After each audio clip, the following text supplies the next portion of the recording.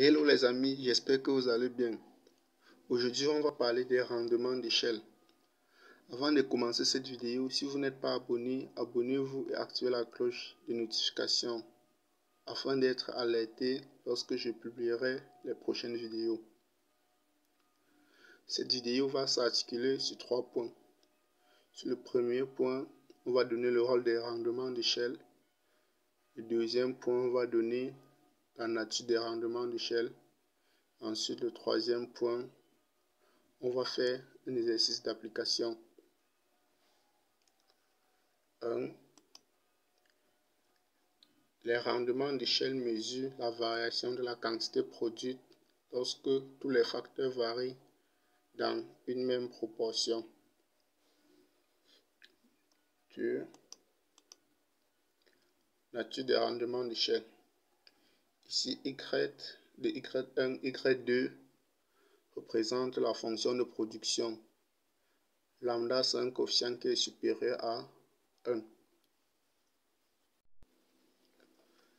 Si Y de lambda Y1, lambda Y2 est inférieur à lambda fois Y de Y1, Y2, la fonction de production admet des rendements d'échelle décroissants, c'est-à-dire la production varie moins que proportionnellement à l'accroissement des quantités de facteurs.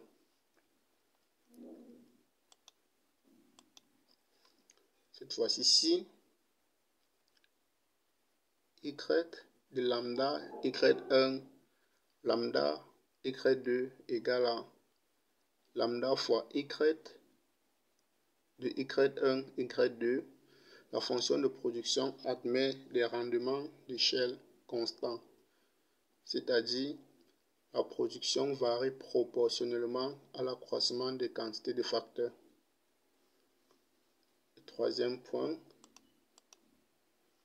si Y de lambda Y1, lambda Y2 supérieur à lambda fois Y de Y1, Y2, la fonction de production admet des rendements d'échelle croissants, c'est-à-dire la production varie plus que proportionnellement à l'accroissement de quantité de facteurs. Passons au troisième point, il s'agit de notre exercice d'application ou bien de l'exemple. 3. Exemple, déterminer la nature des rendements d'échelle associés à la fonction de production suivante. Y de Y1, Y2 égale à Y1 puissance 1 tiers fois Y2 puissance 1 demi. Là, on va calculer Y de lambda Y1, lambda Y2. Donc, on remplace Y1 par lambda fois Y1 et Y2 par lambda fois Y2. Remplaçant, on obtient ceci. Là, on va départager les puissances. On aura lambda puissance 1 tiers, Y1 puissance 1 tiers, lambda puissance 1 demi et Y2 puissance 1 demi. Donc, on obtient ça. On va additionner les puissances de lambda. Additionnant, on obtient ceci. 1 tiers plus 1 demi, ça nous donne 5 sixièmes. On remarque ici derrière que ça c'est la fonction de production qu'on a donnée au départ.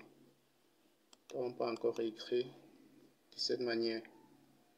On va comparer à lambda fois la fonction de production.